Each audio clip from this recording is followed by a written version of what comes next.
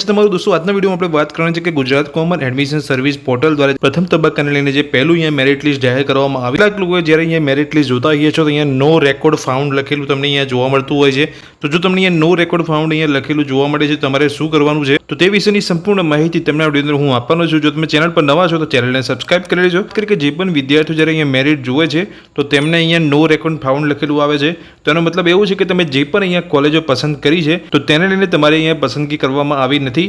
અહીંયા જે પ્રથમ તબક્કાને લઈને જે મેરિટ જાહેર કરવામાં આવ્યું છે તેની અંદર અહીંયા પ્રવેશનો જે તબક્કો છે એ પહેલો અહીંયા જાહેર કરવામાં આવ્યું છે. એટલે અહીંયા પહેલું મેરિટ જાહેર કરવામાં આવ્યું છે. તો તમે પ્રથમ તબક્કાની અંદર રજિસ્ટ્રેશન કર્યું હતું એડમિશન લઈને તો ટોટલ અહીંયા પ્રવેશ તબક્કાના 4 રાઉન્ડ અહીંયા જાહેર કરવામાં આવશે. એટલે જો તમારું અહીંયા પ્રવેશના પહેલા તબક્કાની અંદર અહીંયા નામ નથી આવ્યું એટલે કે મેરિટ તમારું અહીંયા નથી બતાવતું, ઓફર લેટર નથી બતાવતો તો પ્રવેશનો જે તબક્કો બીજો છે એ પણ અહીંયા જાહેર કરવામાં આવશે ટૂંક સમયમાં, જે 3 જૂન 2025ના રોજ જાહેર કરવામાં આવવાનો છે. એટલે જ્યારે તમે વેબસાઇટ પર મેરિટ જુઓ છો તમારું અહીંયા ઓફર લેટર કે અહીંયા તમને મેરિટ જોવા નથી મળતું તો તમારે અહીંયા ચિંતા કરવાની જરૂર નથી. જે પ્રવેશનો તબક્કો બીજો જાહેર કરવામાં આવશે તેની અંદર પણ તમારું અહીંયા કોલેજની અંદર પ્રવેશ મળી શકે છે, તમને તમારો ઓફર લેટર જોવા મળી શકે છે.